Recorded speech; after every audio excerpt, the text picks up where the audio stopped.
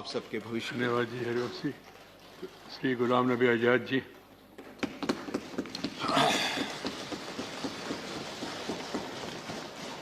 माननीय chairman sir,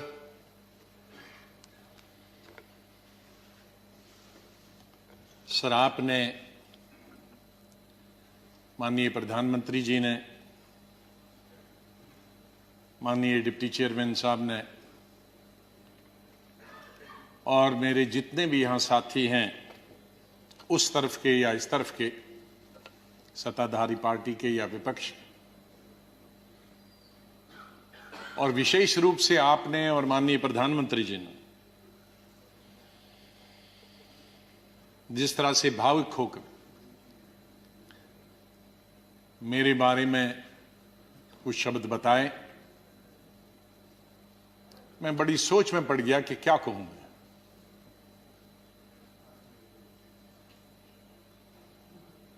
मैं इन 41 वर्षों में जो मेरा लेजिस्लेटिव कैरियर रहा, 28 साल इस हाउस में, 10 साल लोकसभा में, 3 साल जम्मू कश्मीर की असेंबली में, तो ये कहूंगा कि महाराष्ट्र से जीत के आके मैं कभी इधर से निकला, इधर डूबा, इधर डूबा, उधर निकला, उधर डूबा, इधर निकला, ये मेरा जीवन ऐसे ही रहा और संघर्ष का जमाना रहा। और मैं आज बहुत सारी चीजों को छोटा करने के लिए कुछ शेरों में ही खत्म करते हैं। शायर जो होते हैं उनमें एक बड़ी ताकत होती है उनके शेरों में कि हम लोग अगर 10 घंटे का भाषण दें तो वो 2 शेर में खत्म कर देते हैं उसका। तो मैं उसका फायदा उठाना चाहता हूं, वरना अगर मैं इतने 41 साल के इस अनुभव को अगर कहना चाहूंगा तो बहुत समय लगेगा, कई हफ्ते महीने लगेंगे। लेकिन शुरू में करूंगा जिस बात से मैंने पॉलिटिकल कैरियर शुरू किया है, स्टूडेंट लाइफ। और कश्मीर में, जम्मू कश्मीर में मेरा, हालांकि मैं जम्मू से हूं, लेकिन मेरा डिस्ट्रिक्ट में, शमशेर सिंह जी जानते हैं, मुस्लिम मेजॉरिटी डिस्ट्रिक्ट, उसका असर कश्मीर का ज्यादा होता है, जम्मू का कम असर पड़ता है, विशेष रूप से मुस्लिम्स में। और उसके बाद कॉलेज और यूनिवर्सिटी तो मैं कश्मीर में ही पढ़ा। और गांधी को पढ़ता था मैं, नेहरू को पढ़ता था, मौलाना आजाद को पढ़ता था, इन 3 की। तो जो मैंने सीखा है देशभक्ति का स्कूल से लेकर, और वो देशभक्ति आज उन नौजवानों की नजर में जो सियाचिन में है, जो जम्मू कश्मीर में कई दशकों से है, ठंड में है, बर्फ में है, उनके नाम से शुरू करता हूं मैं। खून की मांग है इस देश की रक्षा के लिए, खून की मांग है इस देश की रक्षा के लिए, मेरे नजदीक ये कुर्बानी बहुत छोटी है, दे दो।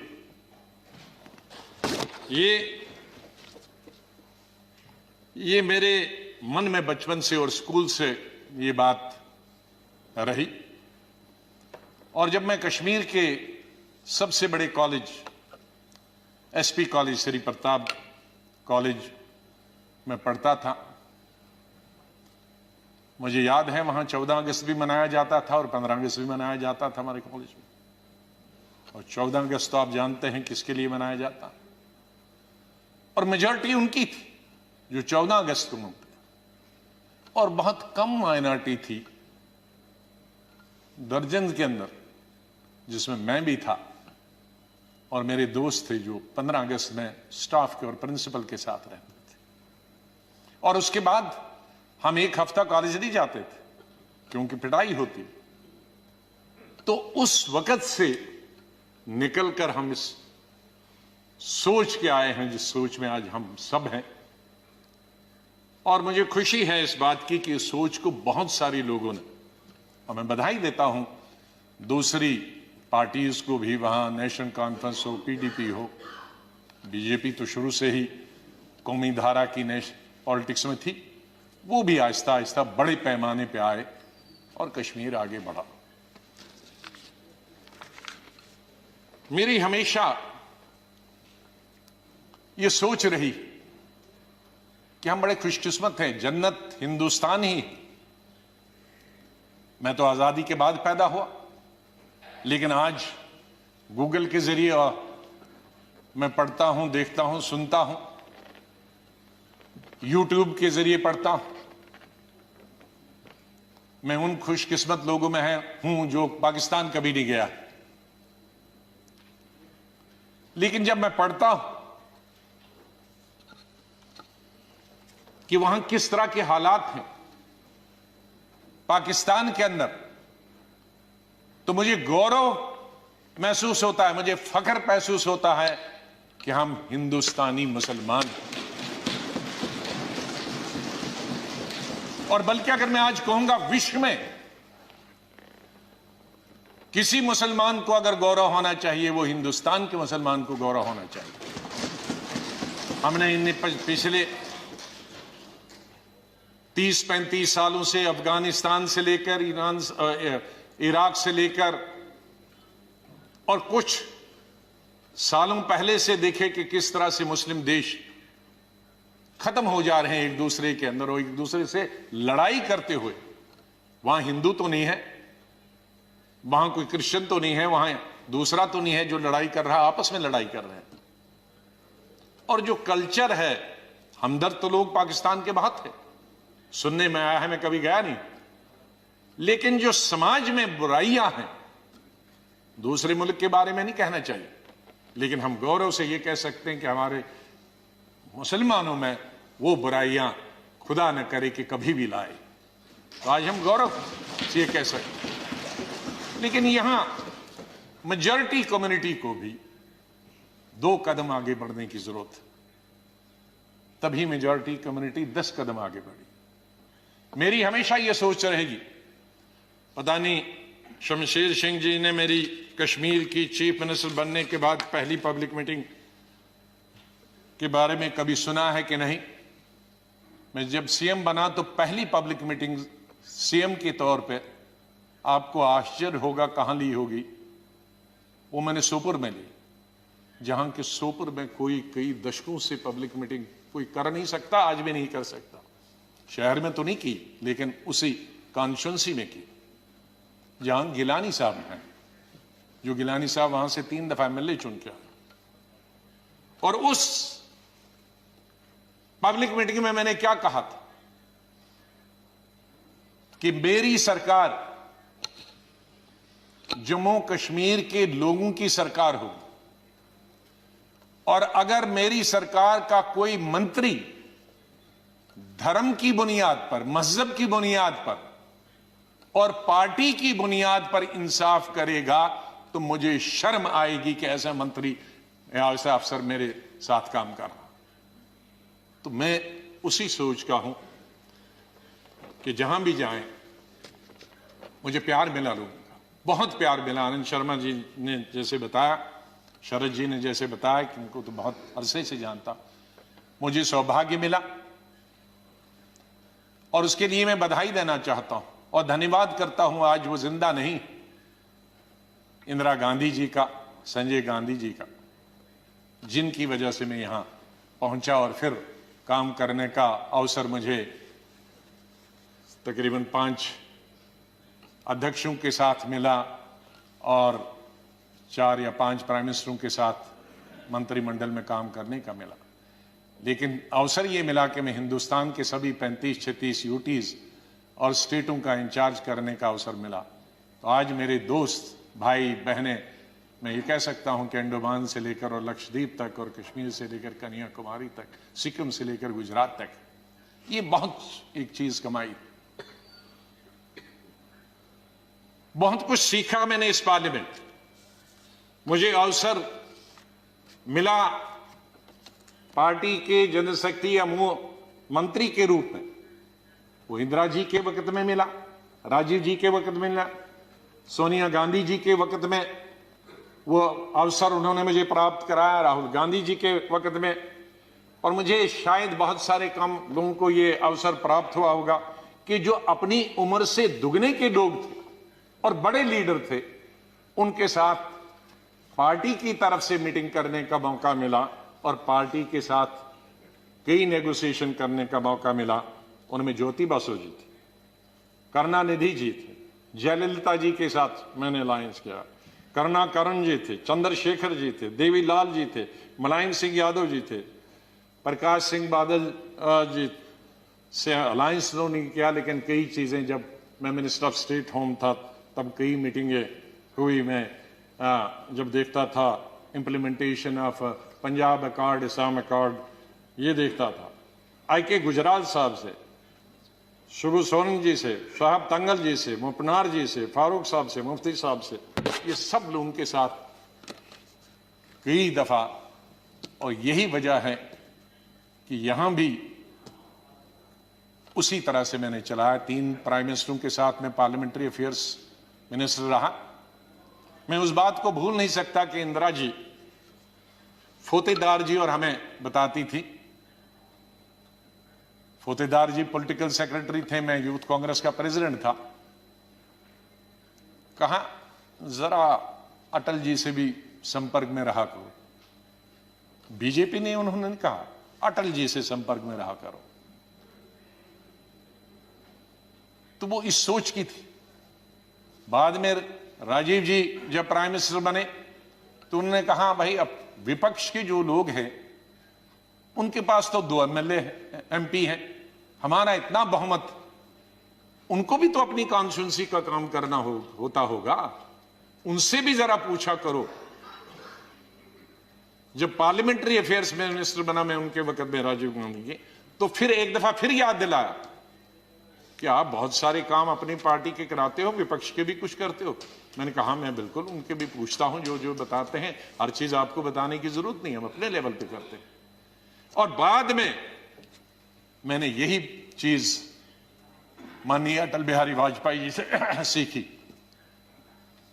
5 साल 91 से 96 तक मैं पार्लियामेंट्री अफेयर्स मिनिस्टर रहा, और भी पोर्टफोलियोज थे मेरे पास। और अटल जी विपक्ष के नेता रहे, हमारे पास बहुमत नहीं था और अलायंस भी नहीं था, माइनॉरिटी गवर्नमेंट थी। और उस माइनॉरिटी गवर्नमेंट में अटल बिहारी जी वाजपेयी जी विपक्ष के नेता हो, यह हाउस चलाना कितना आसान मुश्किल हो सकता। लेकिन मैं कहूंगा कि सबसे आसान हाउस चलाना उन 5 साल में मुझे अटल जी की लीडरशिप हुआ, और उनसे सीखा मैंने कि किस तरह से हल निकाला जा सकता, विपक्ष की भी बात रहे और सरकार की भी बात रहे। मैंने अपने एलओपी के जमाने में यह कोशिश की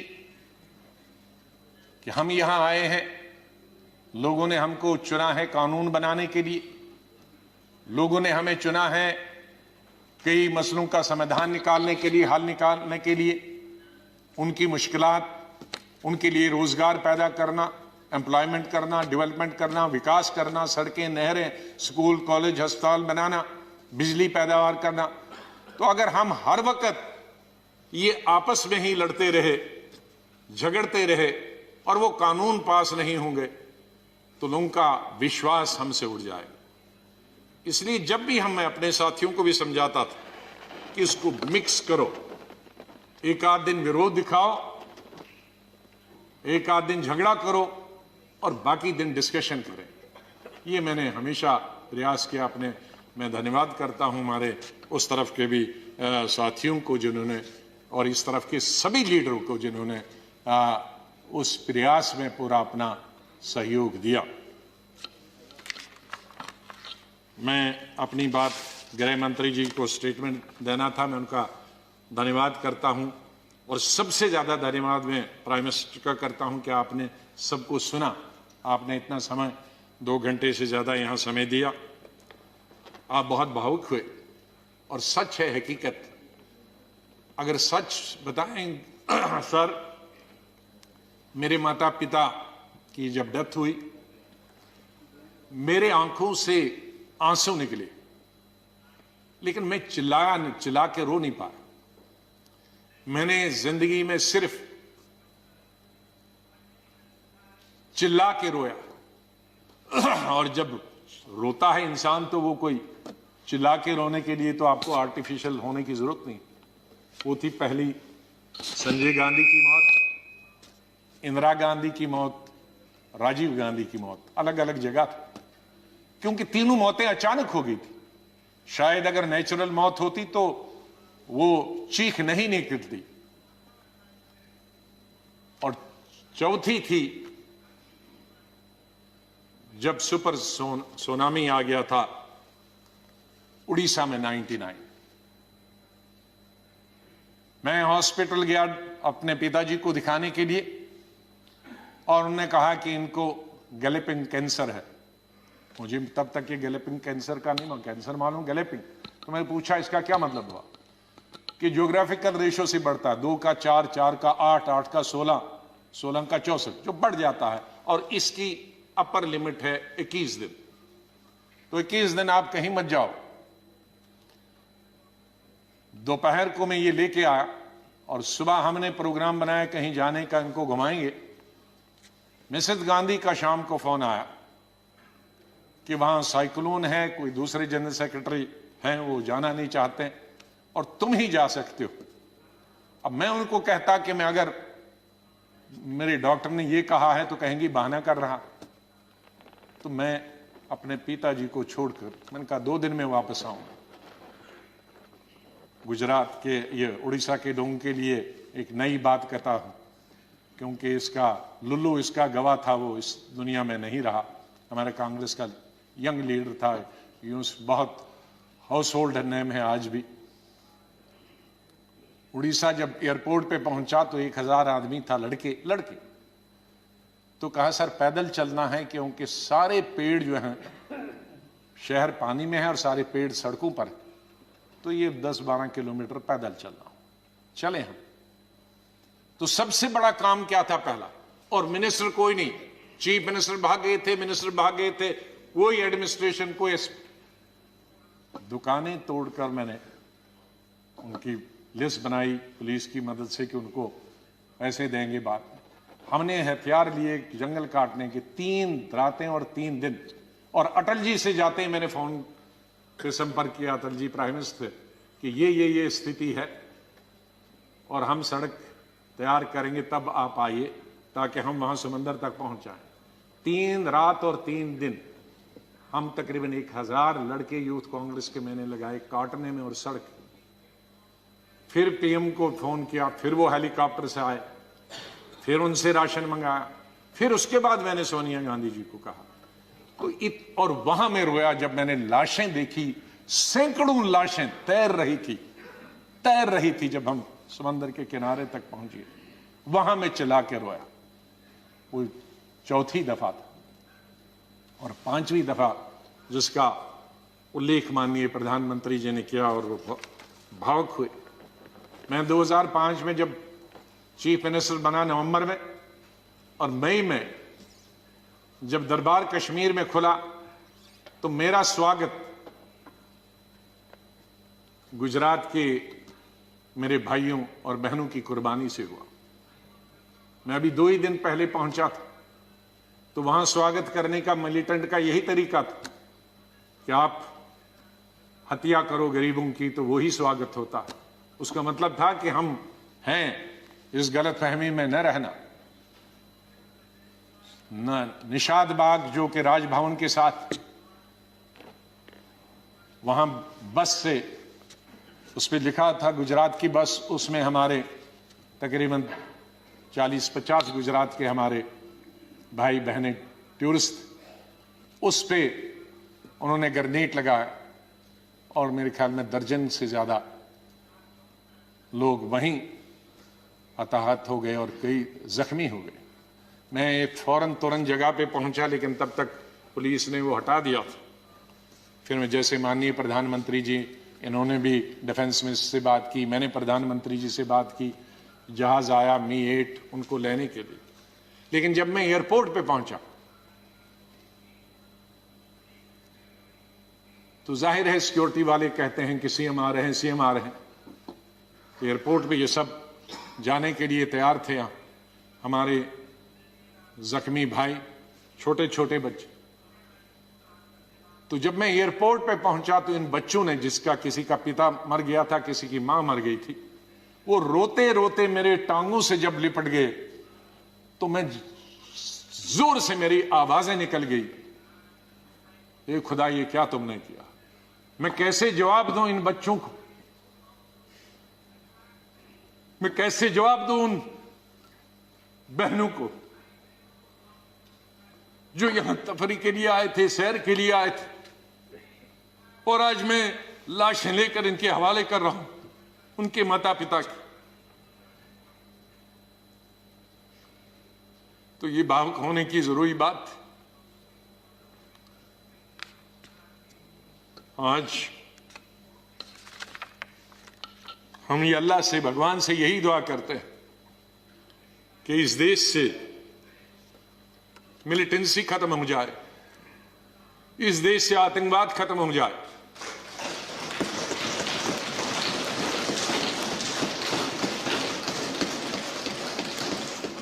हजारों हमारे सिक्योरिटी फोर्सेस के, आर्मी के, पैरामिलिट्री फोर्सेस के, पुलिस के जवान मारे गए, सिविलियन कई क्रॉस फायरिंग में मारे गए। हजारों हमारी बेटियां और माएं आज बेवा, शायद उनका पति किसी का मिलिटेंट भी, कईयों के मिलिटेंट होंगे, कई क्रॉस फायरिंग। कश्मीर के हालात ठीक हो जाएं। मैं इससे पहले कि कुछ अशार बोलूं,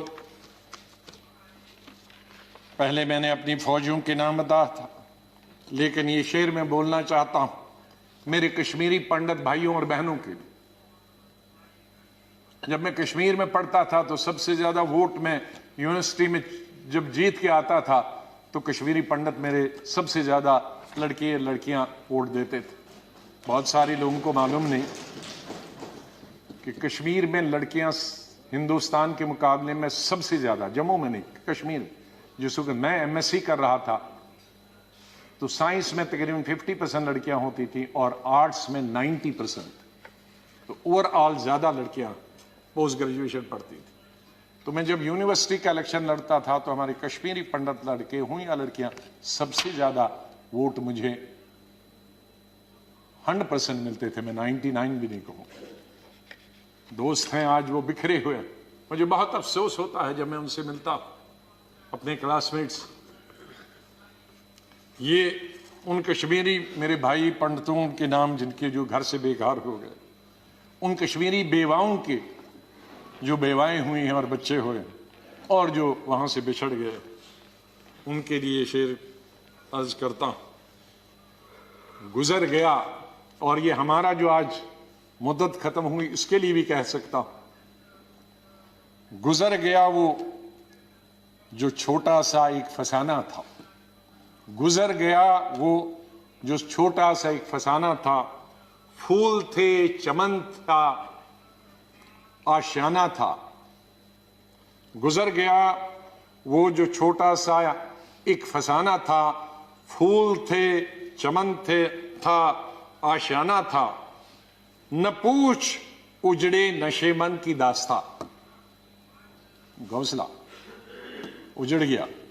न पूछ उजड़े नशे मन की दास्ता, न पूछ थे 4 तिनके मगर नाम आशियाना तो था। तो हम उस आशियाने को, आप दोनों यहां बैठे हैं, उसको फिर आशियाना बनाए जो इस वक्त उजड़ा हुआ है, उसके लिए हम सबको प्रयास करना। और मुझे, जैसे मैंने बताया, बहुत काम कर चुके हैं, सेवा कर चुके हैं, आशीर्वाद सबका मिला है। मैं यही कहूंगा, दिल ना उम्मीद तो नहीं, नाकाम ही तो है। दिल ना उम्मीद तो नहीं, नाकाम ही तो है, लंबी है गम की शाम, शाम ही तो है।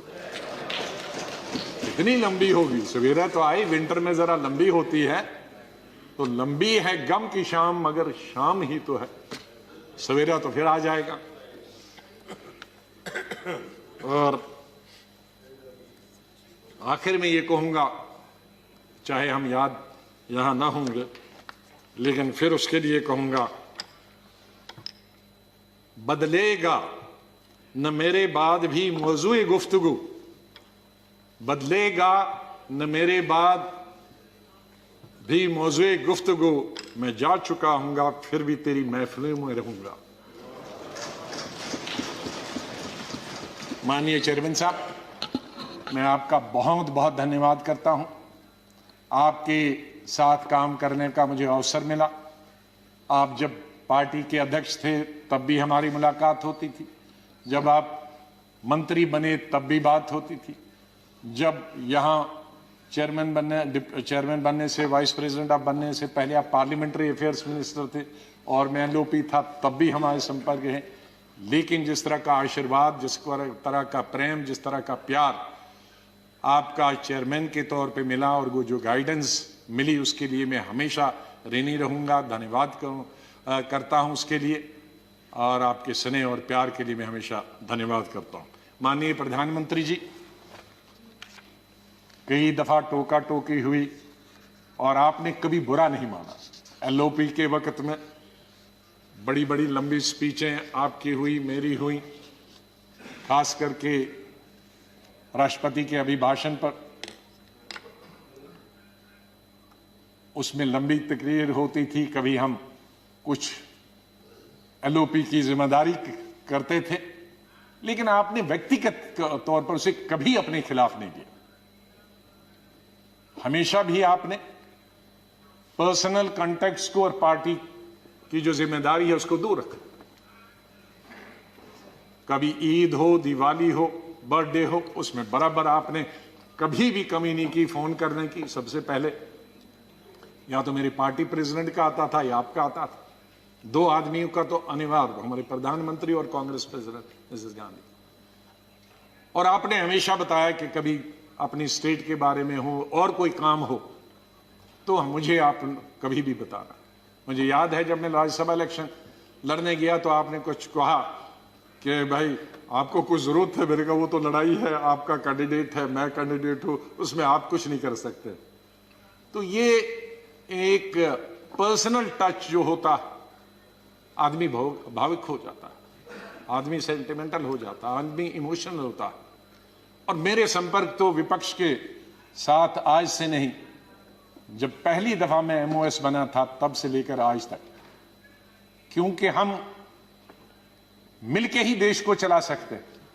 लड़ाई करके, गालियां देकर नहीं, हम अपनी बात अपने भाषणों के जरिए कर सकते हैं। मैं आपका बहुत धन्यवाद करता हूं। मैं माननीय डिप्टी चेयरमैन साहब, मेरे यहां हम बेंचमेट रहे, वो हमेशा मुझे याद रहेगा। बहुत सिंपल आदमी है, स्ट्रेट फॉरवर्ड है।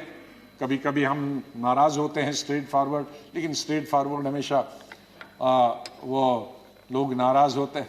और शरद पवार जी से लेकर और यादव जी से लेकर और सब लोग हमारे लीडरों का तो मैं बहुत ही धन्यवाद, सब लेफ्ट राइट एंड सेंटर, नाम क्योंकि कुछ लूंगा तो बहुत सारे हमारे साथी नाराज होंगे। तो चेयरमैन साहब से लेकर और प्रधानमंत्री जी से लेकर, मैं सेक्रेटरी जनरल साहब का कैसे और सेक्रेटरीट का कैसे धन्यवाद कर सकता हूं, मुश्किल है करना, क्योंकि इनका सहयोग मिला बहुत हमेशा। हर वक्त जब भी हमने कुछ चाहा, इंफॉर्मेशन पार्लियामेंट की या कोऑर्डिनेशन के बारे में आप तक पहुंचने की बात की, तो सेक्रेटरी जनरल साहब ने और सेक्रेटरीट ने हमने हमेशा हमारी मदद की है। और आखिर इस शेर से मैं आपसे विदाई लेता हूं, और इंशाल्लाह हम मिलते रहेंगे, चाहे यहाँ नहीं मिले लेकिन आगे एक दूसरे के पास आ जा सकते हैं। नहीं आएगी, मैं आप लोगों से बोल, नहीं आएगी याद तो बरसों नहीं आएगी, मगर जब याद आओगे तो बहुत याद आओगे। धन्यवाद गुलाम नबी जी.